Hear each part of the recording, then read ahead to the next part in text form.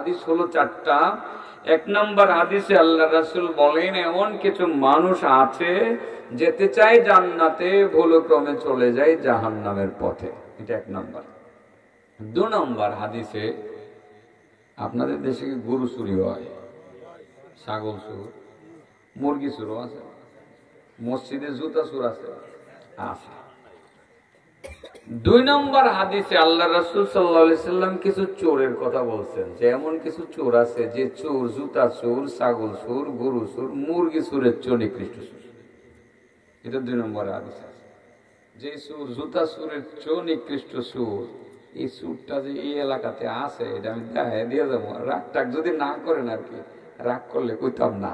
জুতা চোরের চেয়েও যে ভয়ঙ্কর নিকৃষ্ট চোর আপনাদের এই গ্রামে আছে, তো দেখাই দিয়ে যেতাম, রাগটা কিন্তু করুন যেত না।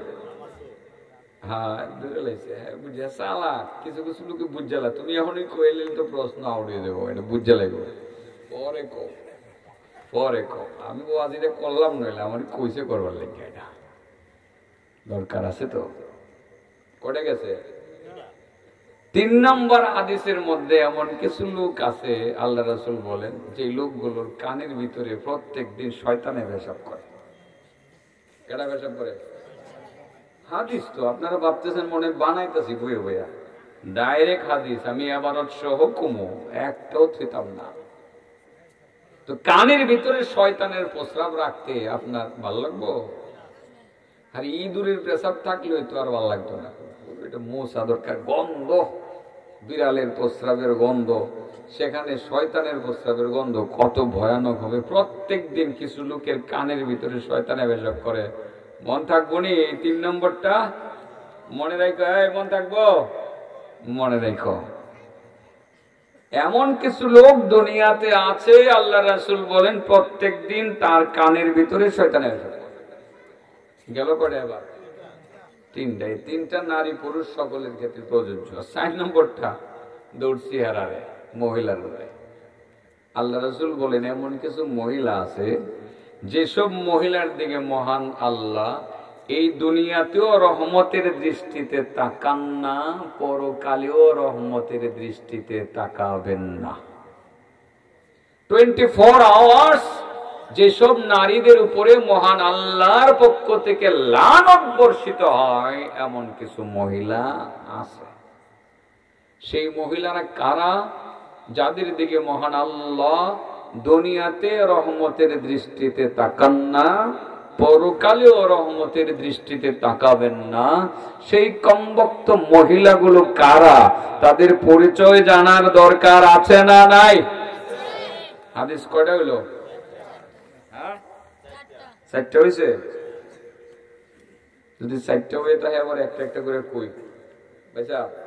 1 নম্বর, কিছু মানুষ যেতে চায় জান্নাতে, ভুলক্রমে চলে যায় জাহান্নামের পথে। 2 নম্বর, কিছু মানুষ মুরগি চুরের চেয়েও খারাপ।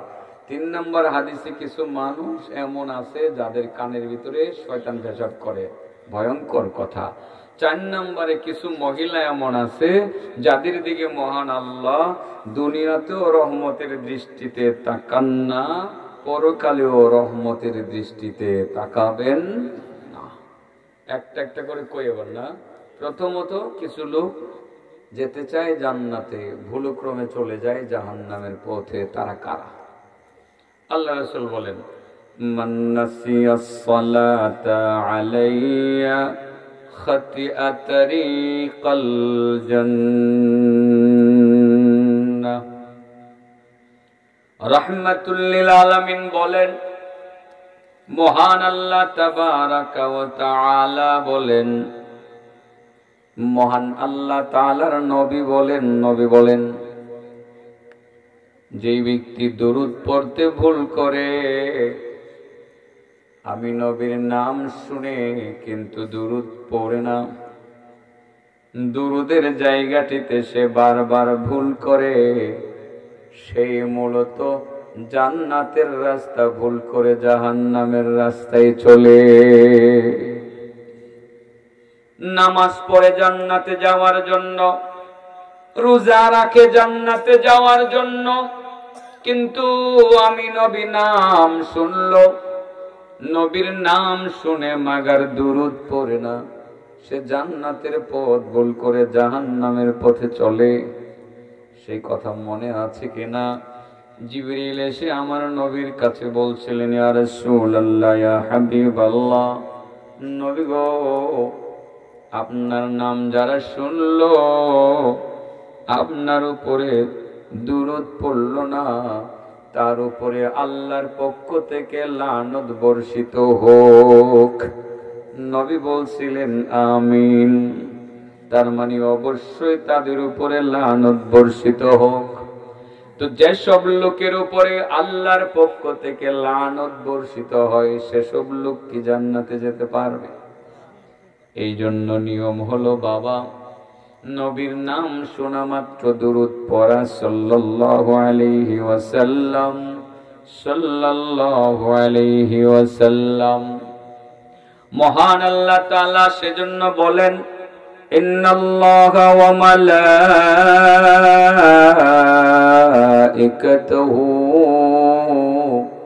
ইউসাল্লুনা আলান নবী ইয়া আইয়ুহাল্লাযীনা আমানু সাল্লু আলাইহি ওয়া সাল্লিমু তাসলিমা। আল্লাহ বলেন, নিশ্চয়ই আল্লাহ এবং তার ফেরেশতারা নবীর উপরে সালাত পড়তে থাকেন, দরুদ পড়তে থাকেন, সালাত ও সালাম, সালাম সালাত পড়তে থাকেন। ও দুনিয়ার মানুষ, তোমরা আমার নবীর উপরে সালাত ও সালাম পৌঁছাইতে থাকো। ও মুসলমানেরা, মুমিনের দলেরা, তোমরা আমার নবীর উপরে সালাত ও সালাম পৌঁছাইতে থাকো। এটা আল্লাহর পক্ষ থেকে স্পেশাল একটা নির্দেশ। যদি সম্ভব হয় বাবা, টাকা পয়সা হাতে থাকে, সোজা চলে যান মক্কায়, আল্লাহর ঘর জিয়ারত করে চলে যান মদিনায়। মসজিদে নববী, যেই মসজিদ আমার নবী নিজে বানাইছেন, সেই মসজিদে নামাজ আদায় করে ঢুকে যান বাবুস সালাম দিয়ে সবুজ গম্বুজের নিচে। সেখানে আমার নবীকে বাম পাশে রাইখা মহব্বতের সহিত সালাম শুরু করে দেন। আসসালাতু ওয়াসসালামু আলাইকা ইয়া রাসূলুল্লাহ, আসসালাতু ওয়াসসালামু আলাইকা ইয়া হাবিবাল্লাহ,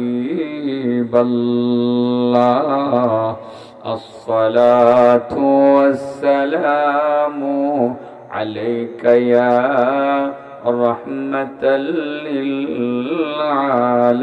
আলামিন। নবীর সবুজ গম্বুজের পাশে দাঁড়িয়ে সালাম দিলে যে ভালোবাসা কেমন লাগে, ভালোবাসা কারে কয়, সেখানে গিয়ে বোঝা যাবে রে বাবা। ওয়াজ করে, নসিহত করে বাংলাদেশ থেকে নবীর ভালোবাসা বোঝানো সম্ভব না। যদি একটাবার নবীর রওজার পাশে রেখা সালাম দিতে পারেন, ভালোবাসার ঢেউ আপনার অন্তরে খেলবে।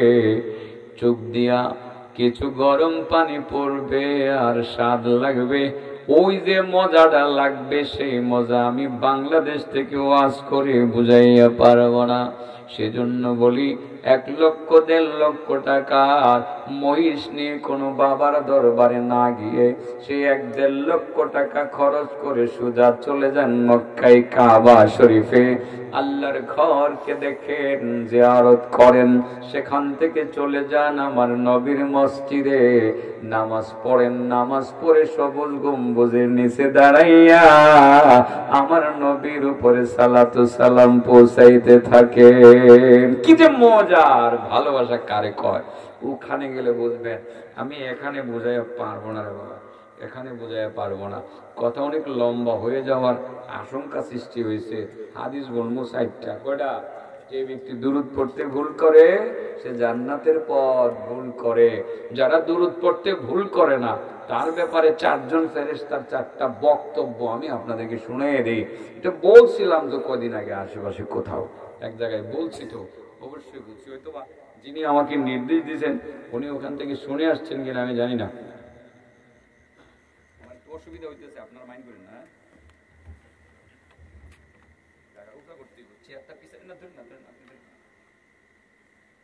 কোমর ব্যথা।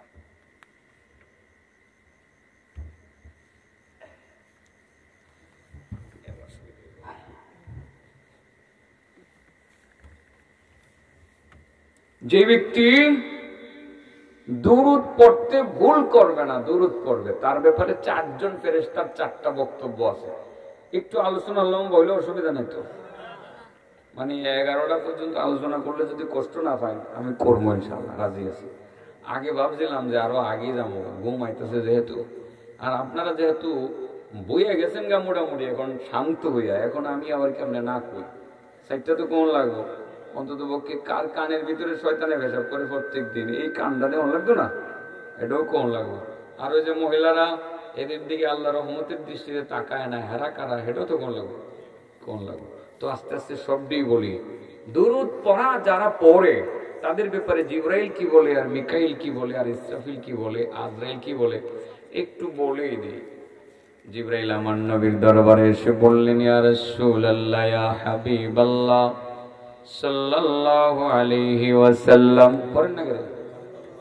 নবীর নাম শোনা মাত্র দুরূদ পড়বেন, ইচ্ছাকৃতভাবে অবজ্ঞা করবেন না, দুরূদ পড়বেন, দুরূদ পড়বেন। রাহমাতুল লিল আলামিনের দরবারে জিবরিল হাজির হয়ে বলেন, ইয়া রাসূলুল্লাহ, ইয়া হাবিবাল্লাহ, আপনার উম্মতের ব্যাপারে আমার কিছু কথা আছে। কি কথা আছে? আপনাকে যেমন আমি ভালোবাসি আপনার উম্মতকেও ভালোবাসি, আর আপনার উম্মত যারা আপনাকে মহব্বত করে দুরূদ শরীফ পাঠ করবে আমি তাদেরকেও ভালোবাসি। আপনার যেসব উম্মত আপনাকে ভালোবাসবে, আপনার আদর্শ নিয়ে জিন্দেগি চালাবে, ভালোবাসার বহিঃপ্রকাশ হিসাবে যারা বেশি বেশি সকাল সন্ধ্যায় আপনার উপরে দরুদ পাঠ করবে, হাসরের ময়দান যেদিন কায়েম হয়ে যাবে, ফুলসেরাত বড় কঠিন একটা জায়গা, সেটা কায়েম হবে। 30,000 বৎসরের রাস্তা, চুলের মতো হালকা, হীরার চেয়েও বড় ধারালো। সেই ফুলসেরাত পার হইতে গিয়ে যখন অসংখ্য মানুষ জাহান্নামের আগুনের মধ্যে নিক্ষিপ্ত হয়ে যাবে, সেদিনকার কঠিন ময়দানে আমি জিবরিল ফুলসেরাতের পারে দাঁড়িয়ে থাকবো। আপনার উপরে দরুদ পাঠকারী উম্মত গুলোকে আমি দেখব, দেখা মাত্র আমি চিনব, চিনা মাত্র তাদের হাতে ধরব, তাদের হাতে ধরে ফুলসেরাত পার করে দিয়ে একেবারে জান্নাত পর্যন্ত পৌঁছে দিয়ে আসবো। দরুদ পড়লে লাভ আছে, পড়ুন তো। তবে নবীর তরিকা মাইন্যা লোন লাগবে। নাইচা নাইচা নামাজ পড়তে নাচবে না, দূরত করবে, নাচার দূরত আছে, আর জিকিরও তো আছে, হিচ্ছি ফিচ্ছি কত জানি কই জানি কি জানি, আবার ওই যে দূরে দূরে টানে হিমকি হিমকি, এটা একটা, এটাও একটা জিকির আছে, হিমকি যেমন কইতারি না ঠিক মতো, কি জানি ওই যে কি বাবা না, একটা বাবা কই আর কি যে উজুরিশা, কি বাবা উজুরিশা, উজুরিশা, ওই কিন্তু দূরে দূরে টানে পরে হিমকি হিমকি, এইটাও বলে জিকির। এরকম দুরুদ কত রকমের বানায় বানায় হরে বাবা, এইগুলো না। দুরুদ করবেন যেটা আমার নবী শিখাই দিয়ে গেছে, নবীর সাহাবারা যেটা আমাদেরকে শিখিয়ে দিয়ে গেছে, এইটা ঠিক আছে না। এই হিমকি টিমকি এটা সেটা এগুলো করবেন না বাবা, এগুলো মানুষ আসলে পাগল হয়ে গেল কিনা আমি বুঝি না, যে এদেরও কথা মানুষ শুনে। আচ্ছা বলেন যে আল্লাহর জিকিরের মধ্যে হিমকি হিমকি, একটা তো হিচ্ছি হিচ্ছি হিচ্ছি, একটা এগুলো কয় জানি ফেসবুকে দেখেন না আপনারা, হ্যাঁ, এরা বলে জিকির করে। এগুলো জিকির কত সুন্দর জিকির, লা ইলাহা ইল্লাল্লাহ, কত জিকির। আল্লাহুম্মা সাল্লি আলা মুহাম্মাদ, কত সুন্দর দরুদ, সাল্লাল্লাহু আলাইহি ওয়াসাল্লাম, কত সুন্দর দরুদ, ঠিক না ঠিক?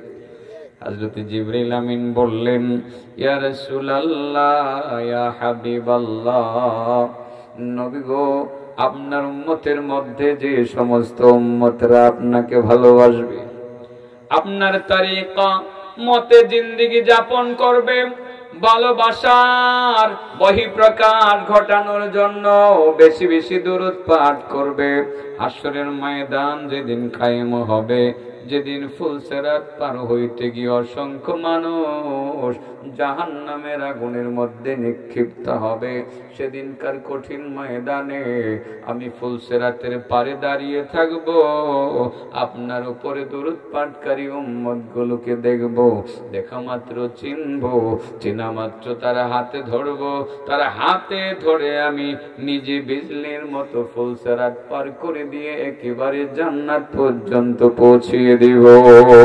সুবহানাল্লাহ। হযরতে মিকাইল এসে হাজির হয়ে গেলেন। ইয়া রাসূলুল্লাহ, ইয়া হাবিবাল্লাহ, আপনার উম্মতের ব্যাপারে জিবরাইলের বক্তব্য আপনি শুনলেন, বড় খুশি হলেন। আপনার উম্মতকে বুঝি শুধু জিবরাইল পছন্দ করে, বিষয়টা এমন না। আমি মিকাইলও আপনার উম্মতকে ভালোবাসি, পছন্দ করি। সুবহানাল্লাহ বলেন। আপনার উম্মতের ব্যাপারে আমার একটা ঘোষণাপত্র আছে, আমি ঘোষণা করতে চাই। আপনার যেসব উম্মত আপনাকে ভালোবাসবে, আপনার তরিকা মতে জিন্দেগি চালাবে, মহব্বত করে করে দুরূদ পাঠ করবে, হাসরের ময়দান যেদিন কায়েম হবে, যেদিন সূর্য মানুষের মাথার কাছাকাছি থাকবে, সূর্যের তাপে যখন মানুষের মগজ মোমের মতো গলতে গলতে নিচে নিক্ষিপ্ত হবে, পানির পিপাসায় কলিজা শুকিয়ে যাবে, পানি পানি বলে চিৎকার করেও যখন কোনো পানি পাবে না, সেদিনকার কঠিন ময়দানে আমি মিকাইল হাউজে কাউসারের পারে দাঁড়িয়ে থাকবো, আপনার উপরে দুরূদ পাঠকারী উম্মতকে দেখা মাত্র চিনব, চেনা মাত্র তার হাতে ধরব, তার হাতে ধরে আমার নিজের হাতে ধরে হাউজে কাউসার থেকে পানি উঠাইয়া ঠান্ডা পানি পান করাইয়া তার কলিজা ঠান্ডা করে দিব। মাত্র মিকাইলের বক্তব্য শুনলেন, আরো দুইজনের বক্তব্য দিব। এই শয়তান কার কানের মধ্যে বেশ করে দেয়, কইছি কয় নম্বর হাদিস? 3 নম্বর। ও মাত্র 1 নম্বরে আছে। ওই যে জুতা চুরের চেয়ে খারাপ চোর, হেটাও তো রয়ে গেছে। আচ্ছা দেখি কতক্ষণ যাইতারি, আল্লাহ কতক্ষণ নেই, বেশি যাইতো না। সব 11টার আগে ক্লোজ। কটার আগে ক্লোজ? 11টার আগে একদম ক্লোজ হয়ে যাবে। সব গুজগাছ করলাম, কোন টেনশন করবেন না। হযরতে ইসরাফিল এবার আমার নবীর দরবারে হাজির হয়ে বলেন, ইয়া রাসূলুল্লাহ, ইয়া হাবিবাল্লাহ, নবী গো, আমার একটা বক্তব্য আপনার সামনে তুলে ধরার জন্য আসছি। ইয়া রাসূলুল্লাহ সাল্লাল্লাহু আলাইহি ওয়াসাল্লাম, আপনার উম্মতকে শুধু জিবরাইল ভালোবাসে না, শুধু মিকাইল ভালোবাসে না, আমি ইসরাফিলও আপনার উম্মতকে ভালোবাসি, মহব্বত করি। আমার একটা ঘোষণা আপনাকে আমি শোনাতে চাই। আপনার যেসব উম্মত আপনাকে ভালোবাসবে, জিবরাইল যেমন সেই ভালোবাসার দুরূদ পাঠকারী উম্মতকে ফুলসিরাত পার করে দিবেন, মিকাইল যেমন হাউজে কাউসারের পানি পান করে দিবেন, আমি ইসরাফিল আমার জায়গা থেকে একটা দায়িত্ব পালন করব। যেই মাত্র আপনার উম্মত আপনাকে ভালোবেসে দুরূদ পাঠ করবে, আমি তার জন্য লক্ষ লক্ষ ফেরেশতাদের বিশাল বড় একটা বহর নিয়ে আল্লাহর দরবারে হাজির হয়ে যাব। সেখানে হাজির হয়ে আপনার উম্মতের জন্য দোয়ায়ে মাগফিরাত করব। যতক্ষণ পর্যন্ত দুরূদ পাঠকারী উম্মতের গুনাহ মাফ হবে না, ততক্ষণ পর্যন্ত আমি ইসরাফিল সহ আমার বাহিনীর কেউ হাত নামাবে না। সুবহানাল্লাহ বলেন। তার মানে দুরূদ পড়বেন আপনি জমিনে, আপনার জন্য দুয়ার ব্যবস্থা হবে আসমানে। সুবহানাল্লাহ।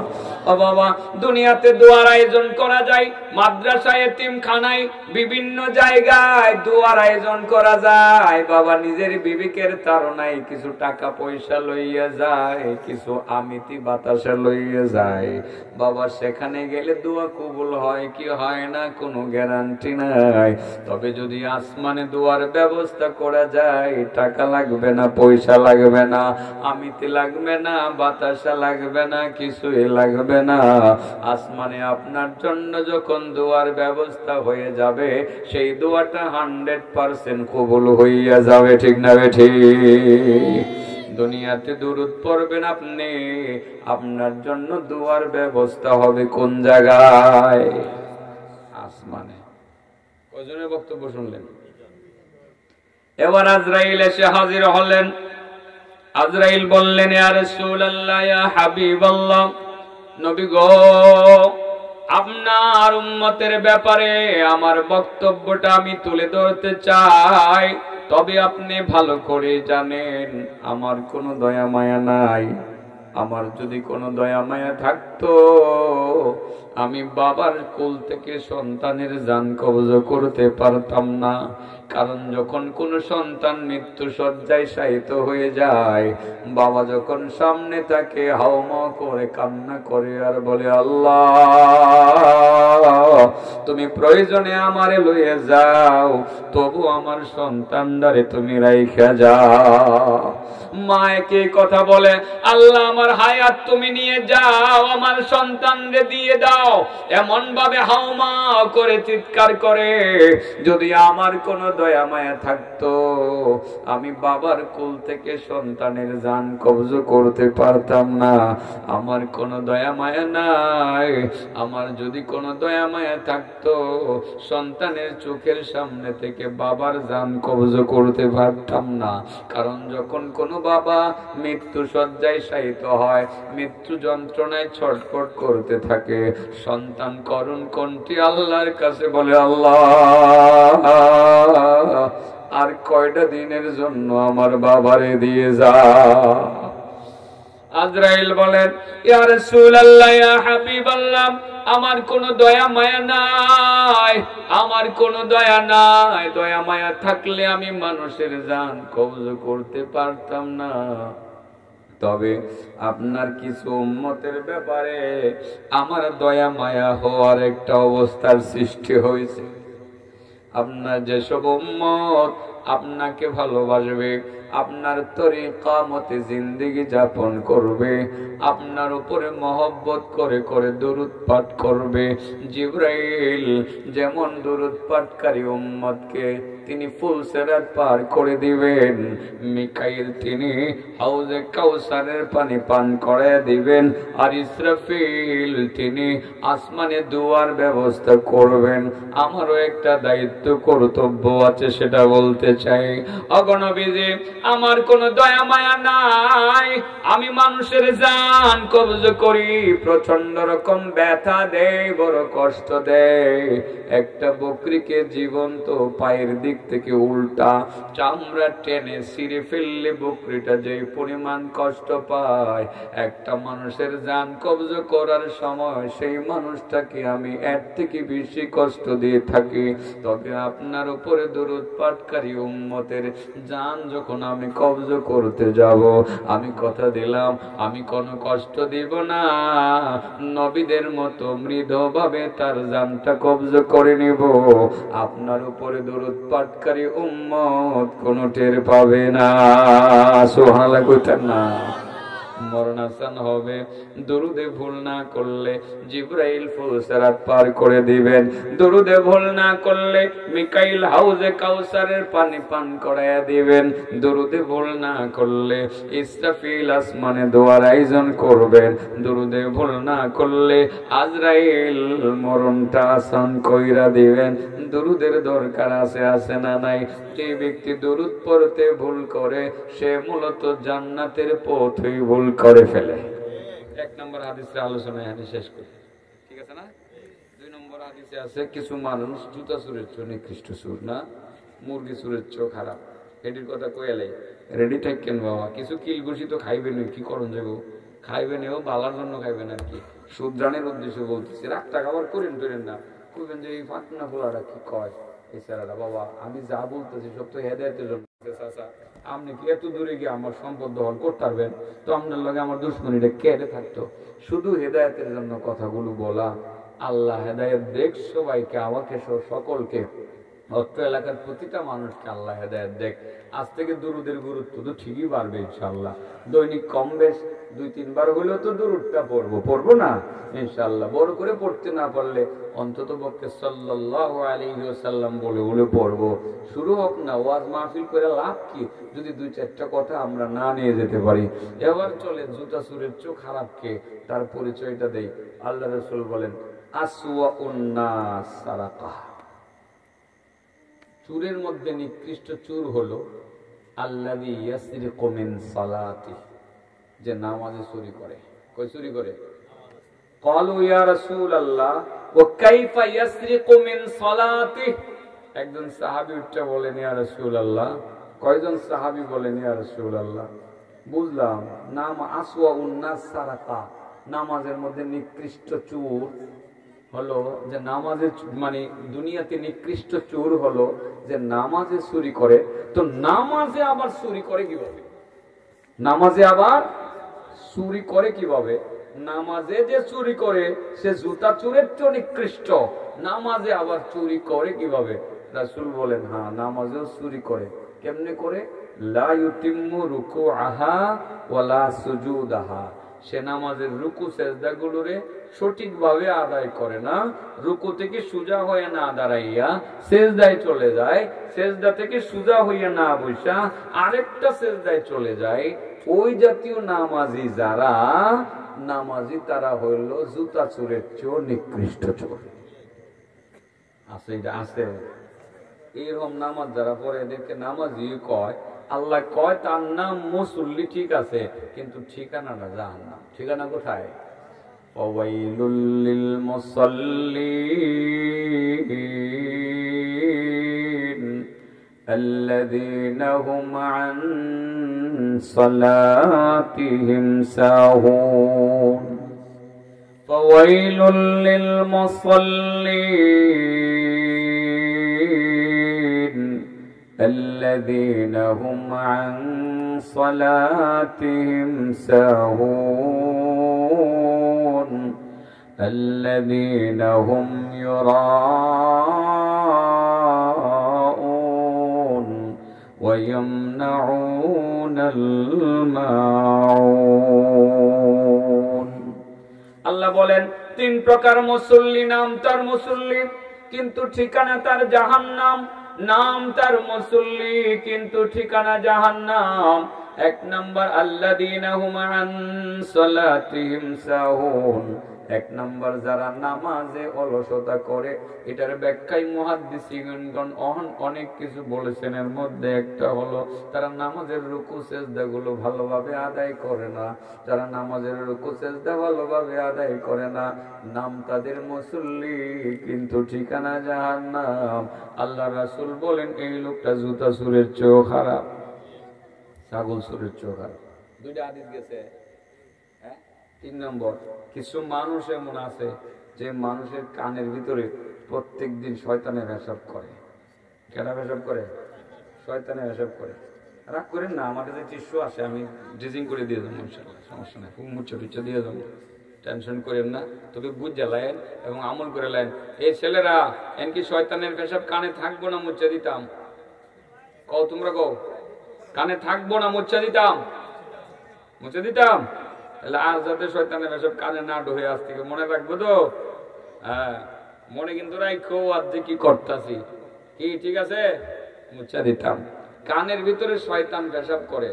কার কানের ভিতরে শয়তান পেশাব করে? আল্লাহ, যদি আমরা বুঝতাম আসলে ঠিকই আমরা এই হাদিসগুলো মানতাম। যুকিরা ইনদা রাসূলিল্লাহি সাল্লাল্লাহু আলাইহি ওয়াসাল্লাম রাজুলুন নামা লাইলা। আল্লাহ রাসূল সাল্লাল্লাহু আলাইহি সাল্লামের কাছে মানে কিছু একজন ব্যক্তির আলোচনা হইতেছে। সাহাবায়ে কেরাম বলতেছেন যে হুজুর, একটা লোক আছে রাতের বেলা ঘুমা, হাত্তা আসবাহা, একেবারে সকাল পর্যন্ত ঘুমায় থাকে, ফজরের নামাজ পড়ে না। আল্লাহ নবী কর তাই নাকি? এই যে এক ঘুম দেয়, এই ঘুমে একেবারে ফজর পাস করে না, ফজরও পড়ে না, না ফজরও পড়ে না। আল্লাহ নবী কন জাকারা জুলুন বালাশায় তো আনফি উজুনি, সে তো এমন লোক এর কানের ভিতরে শয়তানে খারুয়ে পেশাব করতে থাকে। কার কানে শয়তানে পেশাব করে আবার কই? যে ব্যক্তি ফজরের নামাজের সময় ঘুমায় থাকে। কোন নামাজের সময় ঘুমায় থাকে? তো আপনি কি এটা পছন্দ করবেন না যে আপনি কান্দা ভাইতে থাকবেন না শয়তানে পেশাব করতে? তাও ইন্দুরে পেশাব করলে তো আপনি হমায় লাভায় দৌড়বেন। আর বিড়ালের পেশাবের গন্ধ যে কত খারাপ, আপনি ইন্দুর আর বেড়ালের পেশাব তো সহ্য করতেন না, যে শয়তানের পেশাব লিয়ে ঘুমাইবেন কেমনে? তার মানে কি ফজর নামাজ পড়ন লাগবো? বাবারে, ফজর নামাজটা যদি আপনি পড়তে পারেন, একটা কথা বইলা দিয়ে আপনাদেরকে, আল্লাহু আকবার। আর যদি মসজিদে গিয়ে জামাতে পড়তে পারেন, কি সুন্দর একটা মসজিদ দেখাইছি। আল্লাহ রাসূল সাল্লাল্লাহু আলাইহি সাল্লামে কি চমৎকার হাদিস নবী বলেন, মান সাল্লাল ফাজর ফি জামাআহ, যে ব্যক্তি ফজরের নামাজ জামাতে পড়বে, কিছু করবে, জামাতে পড়বে, ফাকান্নামা সাল্লাল লাইলা কুল্লাহ, ফজরের নামাজ যে ব্যক্তি জামাতে পড়বে, আল্লাহ রাসূল বলেন মান সাল্লাল ফাজর জামাআহ, যে ব্যক্তি ফজরের নামাজ জামাতে পড়বে সে ফজরের নামাজের নেকি তো পাবে। এই যে গত রাত্রটা গেল, সারা রাত জেগে নফল নামাজের নেকিও অতিরিক্ত হিসাবে পাবে জামাতে পড়লে। চিন্তা করছেন? ওমান সাল্লাল ইশা জামাআহ, যে ব্যক্তি ঈশার নামাজ জামাতে পড়বে, ফাকা আন্নামা সাল্লাল লাইলা নিসফাহ, নিসফাল লাইল, যে ব্যক্তি ফজরের ঈশার নামাজ জামাতে পড়বে সে কেমন যেন অর্ধেক রাত্র পর্যন্ত দাঁড়িয়ে দাঁড়িয়ে নফল নামাজ আদায় করবে। সুবহানাল্লাহ। ফজরের নামাজটা আপনি জামাতে পড়ে দেখেন না, আজকে অনুভূতিটা কি, ফিলিংসটা কি, ভালো লাগাটা কারে কয়? ছেলে তুমি নামাজটা পড়ে দেখো না, 1 কোটি টাকার মধ্যে ফিলিংসটা পাইতা না। ফজরের নামাজটা জামাতে পড়ে বের হয়ে যখন রাস্তায় হাঁটবা, যে একটা ফিলিংস কাজ করবে ভিতরের, প্রশান্তি কাজ করবে ভিতরে, এটা যে তুমি পাইবা, এটা কোটি টাকার মধ্যেও পাইবা না। ফজরের নামাজটা জামাতে পড়ে বাইরে হয়ে দেখো, যদি ভালো না লাগে, ফিলিংসটা ভালো না আসে, আমি আশেপাশে কোনো মাহফিলে আসলে 2টা গাছের তলায় আমারে বান্ধা থুয়ে দিবে, বিশ্বাস না করলে। আর যারা ফজরের নামাজ পড়বে না, এদের ব্যাপারে তো বললাম, ওই ফজরের সময় যারা ঘুমায় এদের কানের ভিতরে প্রস্রাব জানে কে করে? ও চাচা, দেখে আমি কইছি না, আমার নবী বলছেন। আমার নবীর কথা 100% সত্য, 100%। হ্যাঁ, শয়তানের পেশাবের দুর্গন্ধ বড় ভয়ানক দুর্গন্ধ। হ্যাঁ, ভয়ানক দুর্গন্ধ না? বিড়ালের পেশাবের গন্ধ দেখি খারাপ। এটা যদি বালিশের পাশে পেশাব করতে ঘুম আর হইতো না, ঠিক না? ঠিক। বিড়াল দুষ্ট আছে, মাঝে মধ্যে পেশাব করে দেয় বালিশ বুইয়া, কম্বল বুইয়া পেশাব করে দেয়, যেটি বুঝে তুঝে না আর কি। মালিককে যদি মানে না, হঠাৎ করে আইসে ঘরের ভিতরে কামান সাইরা দেয়। আর যদি পায়খানা করতে পারে খাটের নিচে, খুঁজা পাইতেন না কোন জায়গায় করছে, সারা ঘর একেবারে অবস্থা ওর খারাপ হবে। বিড়ালেরটা সহ্য হবে না, শয়তানেরটা সহ্য হয় কেমনে? তাহলে আজ থেকে কি ফজরের নামাজ পড়ুন তো বাবাজি। ফজরের নামাজটা জামাতে পড়ে যদি আর একটু বাড়াই তারেন, আরেক ডিগ্রি আগে, আর 15 মিনিট সময় বইয়া থাকতারেন, খালি আপনি 10 লাখ টাকার কাম করতে পারবেন। কয় লাখ টাকা? 10 লক্ষ টাকার কাম কেমনে করবেন? কইয়ে দিয়ে আসলে যখন কোয়া শুরু করছি, ঘুম আমার আইলে আয়ু, যদি বেশি ঘুমায় যায় তো আমার উড়াই দিয়ে না, অসুবিধা নাই। আল্লাহ রাসূল সাল্লাল্লাহু আলাইহি ওয়াসাল্লামের সাহাবী আনাস ইবনে মালিক বলে, 10 লাখ টাকা কেমনে বলছি বাবা? একবার হজ করতে কয় লাখ টাকা লাগবে? 8 লাখের কমে সারান যেত না। 7 লাখ 20 তো দেওয়ানি লাগবে, আর 80-90 হাজার টাকা লাগতো না, ধরেন 8 লাখ হয়ে গেল গা। 8 লাখ যদি জায়গা, তো ধরেন একটা হজে বোধ 8 লাখ হয়, আপনার স্বর্ণ টর্ণ কিছুই কিনলেন না। উমরা করতে 1.5-2 লাখ টাকা লাগে না? লাগে। 1.5 লাখ টাকা যদি এজেন্সিতে দেন, আপনার কিছু কেনাকাটা আছে, জায়গা আরো 50, তো 2 লাখ গেল গা। 2 লক্ষ তো 10 লক্ষ। ফজরের নামাজটা জামাতে পড়া যদি আপনি কতক্ষণ মসজিদে বসে থাকতেন, জিকির আজকার করার পর যদি দেখেন সূর্যটা উঠে গেছে, এরপরে নিষিদ্ধ সময়টা চলে গেছে, মাত্র যদি 2 রাকাত নামাজ আপনি পড়া বাড়িতে ঢুকেন, আপনি আস্তে একটা হজ আর একটা উমরার নেকি কামাই কইরে আপনার ঘরে ঢুকেন। নামাজের গুরুত্ব যে কত বেশি আমাদের ভাই বোনরা বোঝে না। পর্দার আলের মা বোনদেরকে বলছি, আমার ছোট বোনেরা যারা তোমরা ফজরের সময় ঘুমাও, তুমি কিন্তু মনে রাখো ওই সময় শয়তান তোমার কানের ভিতরে পেশাব করতে থাকে। সাবধান, আল্লাহর নবী যেখানে বলছেন শয়তান কানের ভিতরে পেশাব করে, আজ থেকে আমাদের কানে আর শয়তানের পেশাব ঢুকতে দিতাম না। তাইলে ফজরের নামাজটা ঠিকঠাক মতো পড়মু তো ইনশাল্লাহ, পড়মু তো? সাহস আসে না ফজরের নামাজ পড়ার? হাদিস কয়টা গেছে? 4 নম্বরটা করলে মহিলারা কি শুনতেছে? রাগটা করতো না তো? হ্যাঁ, একটু রাগটা করলে আবার কেমনি কইতাম, কইলে আমি তো হ্যাঁ সাথে দুশ্মনী রাখি না, ভালোর জন্যই বলতেছি, ভালোর জন্য বলতেছি না, ভালোর জন্য বলতেছি। আপনারাও বিষয়টা মাথায় রাখেন, অনেক গুরুত্বপূর্ণ কথা। আরে বাবা, এই জন্যই তো মহিলা মাদ্রাসাগুলোর দরকার, এই জন্যই দরকার। এসব কথা তারা শিখবে, জানবে, সমাজে প্রচার করবে। মহিলা মাদ্রাসার বউ দরকার। মহিলা মাদ্রাসার থেকে পছন্দ করে নিজের ছেলের একটা বিয়ে করাইবেন। সবাই যে ভালো হবে এমন না, দু একটা তো খারাপ হইতেও পারে, বাগানের ফুল নষ্ট হয়ে যায় না, দু একটা হইতেও পারে। কিন্তু মহিলা মাদ্রাসা থেকে মেয়েরা যদি আপনার সংসারে যায়, অন্তত পক্ষে বেনামাজিটা হইতো না, ঠিক না বেটি? অন্তত পক্ষে ব্যাপক দ্বারা হইতো না। এই দুইটা বিষয় তো গ্যারান্টি দেওয়া যাবে না? দেওয়া যাবে। তো একটু জিজ্ঞাসা করি, কিছু মানুষ জান্নাতের পথে ভুল করে, তারা কারা? যারা দুরূদ পড়তে ভুল করে। দুরূদ পড়তে ভুল করে যারা, জান্নাতের পথে ভুল করে তারা। যারা দুরূদ পড়তে ভুল করে না, দুরূদ নিয়মিত পড়ে, জিবরাইল কি করবে? তাকে ফুলসেরাত পার করে দেবে। মিকাইল কি করবেন? হাউজে কাউসারের পানি পান করে দিবেন। ইসরাফিল কি করবেন? আসমানে দোয়ার আয়োজন করবেন, সুবহানাল্লাহ। আর আজরাইলটা কি করবেন? জান কবজ করার সময় কোনো কষ্ট দিবেন না, মৃদুভাবে জানটা কবজ করে নিয়ে যাবেন। তাইলে এই ফ্যাসিলিটিটা অনেক বেশি না? দুরুদের ফ্যাসিলিটি অনেক বেশি। 2 নম্বর, কিছু মানুষ জুতা চুর, ছাগল চুর, গরু চুরের চো, এমনকি মুরগি চুরের চো, মানে নিকৃষ্ট চুর। এরা কারা? যারা নামাজে চুরি করে। নামাজে কেমনে চুরি করে? রুকু সেজদা গুলো ঠিকঠাক মতো আদায় করে না। আজ থেকে রুকু সেজদা গুলো ঠিকঠাক মতো আদায় করা লাগবে তো ইনশাআল্লাহ, ভালোভাবে নামাজ আদায় করব। কিছু মানুষ এমন আছে যাদের কানের ভিতরে প্রতি মুহূর্তে, প্রতিদিন শয়তানে প্রস্রাব করতে থাকে। ফজর নামাজ না পড়ে ঘুমায়, ফজরের সময় যদি ঘুমায়, এই সময় শয়তানে কানের ভিতরে প্রস্রাব করতে থাকে। ফজরের নামাজ জামাতে পড়লে সারা রাত জেগে থেকে নামাজ পড়ার নেকি পাওয়া যায়। ফজরের নামাজের পরে 2 রাকাতের সেকেন্ড নামাজ পড়লে একটা হজ আর একটা উমরার নেকি পাওয়া যায়। সুবহানাল্লাহ বলবেন না? এরপরে আমি 4 নম্বর হাদিসে আইসা করি। মোটামুটি গুছাই লাইছি না? গুছাই লাইছি। একটু ওয়াজ করলে যদি মনে করে যে একটু ওয়াজ 2 ঘন্টায় করবো, 2 ঘন্টায় করতে পারি। যদি মনে করি 1 ঘন্টায় শেষ করবো, তো 1 ঘন্টায় শেষ করতে পারি। এটা তো আমার কাছে নেই, বুঝেন না? অর্থাৎ তারপরেও আমি চিন্তা করে দেখি যে কম কথাই বললে মানুষের মনে থাকে, আর বেশি ঘুরায় গাড়ায় সময় পাস করলে সব কটা কথা মানুষের মনে থাকে না। কথা কি আমি ঠিক বলছি মনে হয়? আমি যা বলছি আমার মনে হয় আমার এই 50 মিনিটের কথা আপনাদের সকলের, এই 53 মিনিটের কথা মনে আপনাদের মুখস্থ হয়ে গেছে, হয়েছে না? এটা 2.5 ঘন্টা লাগায় বললে মুখস্থ হইতো না, 2-1টা কথা থাইকা যাইতো। এই জন্য আলোচনা 1 ঘন্টার ভিতরে সীমিত করাই উচিত। এটা কিন্তু একটা টেকনিকও বটে।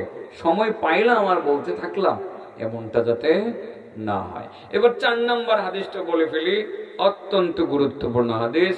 আল্লাহ রাসূল বলেন, লা ইয়ানজুরুল্লাহু ইলা ইমরাআতিন লা তাশকুরু লিজাওজিহা। মহান আল্লাহ নারীদের দিকে, কিছু নারী আছে তাদের দিকে দুনিয়াতেও রহমতের দৃষ্টিতে তাকান না, পরকালেও রহমতের দৃষ্টিতে তাকাবেন না। তারা কারা? ওই সব নারী, যেসব নারী নামাজ পড়ে, রোজা রাখে, যেসব নারী জিকির করে, কোরআন তেলাওয়াত করে, মাগার স্বামীর কৃতজ্ঞতা আদায় করে না। স্বামীর ওই বাজারের প্রতি সন্তুষ্ট না, স্বামীর কাপড় কেনার প্রতি সন্তুষ্ট না। স্বামী কয়দিন আগেও জুতা কিনে দিছে, ভ্যানিটি ব্যাগ কিনে দিছে, আজকে বলছিল স্বামী গো আমার জন্য একটা ফেয়ার এন্ড লাভলি নিয়ে আসেন। স্বামীর নাই, মনে, উনি এটা আনছে না, না আনার ফলে শুরু হয়েছে ঘরের ভিতরে যুদ্ধ।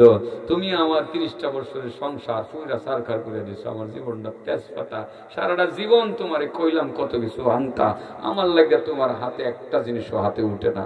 পরশু দিনে কিন্তু এক জোড়া জুতা আর একটা বেনিটি ব্যাগ কিনে দিয়েছি, এটা ভুলে গেছে। আজকে যে দিছে আপনার দিছে না, এইটার থেকে গাইনাবাজনি শুরু হয়ে গেছে। এরকম নারীর অভাব নাই, সংখ্যায় বেশি এরকম নারী যে একদিন যদি অভাব হয় শুরু করে 14 গোষ্ঠী পর্যন্ত লয়ে এলায়। এরকম নারী যারা আছে, আল্লাহ রাসূল কয়, অন্য হাদিসে কইছে আমি তোরারে জাহান্নামে বেশি দিক্কাইছি। আর এই হাদিসে আল্লাহ রাসূল বলেন, এই জাতীয় নারী যারা স্বামীর প্রতি অকৃতজ্ঞ, একদিনের স্বামীর একটা মানে আবেদন পূরণ করতে না পারা তার কাছে বিশাল বড় আকারে রূপ নেয়, স্বামীর সাথে লাগতেই থাকে। যেসব নারীরা স্বামীর প্রতি অকৃতজ্ঞ, ওইসব নারীরা নামাজ রোজা পড়লেও মহান আল্লাহ তার দিকে দুনিয়াতেও রহমতের দৃষ্টিতে তাকাবেন না, পরকালেও রহমতের দৃষ্টিতে তাকাবেন না। এরকম নারী সমাজে যারা আছেন, আজকে তওবা করে আজকেই আপনার স্বামীর সাথে আপোষ করে বলেন, স্বামী গো যা করেন তো সব আমাদের জন্যই করেন। আসলে স্বামীরা সংসারে যা করে সব স্ত্রী সন্তানের জন্যই করে। যখন সন্তানাদি হয়ে যায় তখন আর নিজের এত বিলাসিতার কথা মনে থাকে না। জানে স্ত্রীর জন্য আনে, জানে সন্তানের জন্য আনে, জানে পরিবারের লোকজনের জন্য আনে। স্বামীকে আজকে আপনি বলেন গো মা, স্বামী গো একদিন আনতেছেন না, তাতে কি হয়েছে? হয়তো আপনার কামাইটা ভালো হয়েছে না। স্বামী গো তাইলে একটা কাজ করেন, আল্লাহ যখন বরকত দিব তখনই আইনেন, এখন কিছুদিন না আমরা কম খামো। স্বামীর সান্ত্বনা দেন, স্বামীর মনটাকে ভালো করেন গো নারী। আপনি যদি এত নফল নামাজ নাও পড়তে পারেন, তাহাজ্জুদ যদি নাও পড়তে পারেন, এত কোরআন তেলাওয়াত যদি আপনি নাও করতে পারেন, যদি ফরজ ওয়াজিব গুলো ঠিক রাখে আপনি মরতে পারেন, মরতে দেরি হবে আর জান্নাতের রাস্তায় আপনার উঠতে দেরি হবে না। এবার একটু পরীক্ষা করে লে বাবা, হ্যাঁ কয়টা হাদিস কইছি? হ্যাঁ 4টা হাদিস কইছি। তাহলে একটু পরীক্ষা লই, হ্যাঁ পরীক্ষাটা লইয়া পরে দোয়ার দিকে আগাই। আর যদি কেউ বলার থাকে, মুরব্বী যদি বলে তো আলহামদুলিল্লাহ। পরীক্ষাটা হাদিস কয়টা কইছি? কিছু হাদিস, কিছু মানুষ জান্নাতের পথে ভুল করে, তারা কারা? তাহলে দুরূদ পড়ুন তো। দুরূদ পড়লে জিবরাইল কি করবো? আর মিকাইল আর ইসরাফিল আর আজরাইল সহজ করে দিব, ঠিক আছে না? কিছু মানুষ জুতা চুরের চুরি, খ্রিস্ট চুরি উনি নামাজে কেমনে চুরি করে। কিছু মানুষের কানে প্রত্যেকদিন শয়তানে পেশাব করে। ফজর নামাজ না পড়ে যদি ঘুমায়, ফজরের সময় যদি নাক ডাকে ঘুমায়, কানের ভিতরে শয়তান পেশাব করে। যারা ফজরের নামাজ জামাতে পড়ে সে কি পাবে? সারা রাত জেগে নামাজ পড়ে নাকি পাবে, ঠিক আছে না? যারা ফজর নামাজ পড়ে 2 রাকাত ইশরাকের নামাজও পড়ে, তারা কি পাবে? একটা হজ আর একটা উমরার নেকি পাবে। মাশাআল্লাহ। এটা 3 নম্বর গেছে না? 4 নম্বরে কিছু মহিলার দিকে আল্লাহ রহমতের দৃষ্টিতে তাকান না, তারা কারা? যারা স্বামীর প্রতি অকৃতজ্ঞ। বিষয়টা বুঝাইতে পারছি? বুঝাইতে পারছি? বাড়িতে নিয়ে যাওয়া যাবো, কথাগুলো হেরারে শোনাইয়া দিয়েন, বুঝাইয়া দিয়েন। আল্লাহ যেসব কথা আমরা বলেছি আমাদের সবাইকে আমল করার তৌফিক দান করুন। ওয়া আখিরু দাওয়ানা আলহামদুলিল্লাহি রাব্বিল আলামিন। বলা যায় তো আরো অনেক, কাহিলও লাগতেছে, ঘুমটা যাইতেই আছে না। আমিও ঘুমাই, আমার ড্রাইভারও ঘুমায়, মাথার ভিতরে কাজ করতেছে যে যাওয়া লাগবে, এইবারে খুলনা অনেক দূরে যাওয়া লাগবে। আগে তো বলছি, এই টেনশন কাজ করতেছে। তারপরে জোহর আসর, ও তাহলে ফজর আর এসা করছি, আর জোহর আর আসর আর মাগরিব বাদ রয়েছে। আসলে স্পেসিফিক 5 ওয়াক্তের নামাজের ফজিলত তো আলাদা বলার দরকার নাই। কথাটা মনে রাখবেন যে 5 ওয়াক্তের নামাজ, 5 ওয়াক্তের নামাজ ওই 5টা দেয়াল। কয়টা দেয়াল? আপনি মনে রাখবেন, পরিষ্কার কথা। আল্লাহ রাসূল বলছেন যারা 5 ওয়াক্তের নামাজ নিয়ে কবরে যাবে, 5 ওয়াক্তের নামাজ পুরো 5টা দেয়াল হইয়া তার কবরে তারে পাহারাদারি করবে। এই 5 দেয়াল ডিঙ্গাইয়া তার কবরের ভিতরে আযাবের ফেরেশতা আযাব দিবে, দূরের কথা ঢুকতেও পারবে না। কবরের আযাব থেকে বাঁচার জন্য 5 ওয়াক্তের নামাজ দরকার। আর একটা কথা বলি, জান্নাতে যাওয়ার উপযুক্ত হয়ে গেছেন, গেছেনও গা জান্নাতে, তালা খুলন লাগতো না, চাবি লাগবো একটা। কি লাগবো? এই রজব মাসে নবী যে চাবিটা আনছে, এই চাবি দিয়ে গিয়ে তালা খুলন লাগবো। 3 দাঁতের চাবি হলে তালা খুলতো না, 4 দাঁতের চাবি হলেও তালা খুলতো না, চাবিটা লাগবে 5 দাঁতের চাবি। কয় দাঁতে? তার মানে 5 ওয়াক্তের নামাজ লাগবে। কয় ওয়াক্তের নামাজ লাগবে? 5 ওয়াক্তের নামাজে এই চাবিটা লয়ে গেলে জান্নাতের তালা খুললা ভিতরে ঢুকতে পারবেন। তাহলে নামাজ কয় ওয়াক্ত? আমি ফজরটা আর এশাটা গুরুত্ব দিছি, কারণ ফজর আর এশা যে ভরে এই জোহর আসর এটা পড়বো, এটা আর বাইন্দা ওরা আম যেত না। ফজর যে করবো হ্যাঁ আর বাইন্দা রাখুন যেত না, সব পড়বো, ঠিক আছে না? এই জন্য বাকি দিয়ে তো বাইঙ্গা কইছি না আর কি। আল্লাহ আমাদেরকে কথাগুলোর উপরে আমল করার তৌফিক দান করে। দোয়াটা আপনি করবেন।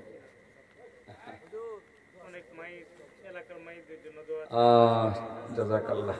জি, দোয়া করি, দুরূদ শরীফ পড়ি। আল্লাহুম্মা সাল্লি আলা মুহাম্মাদিন ওয়া আলা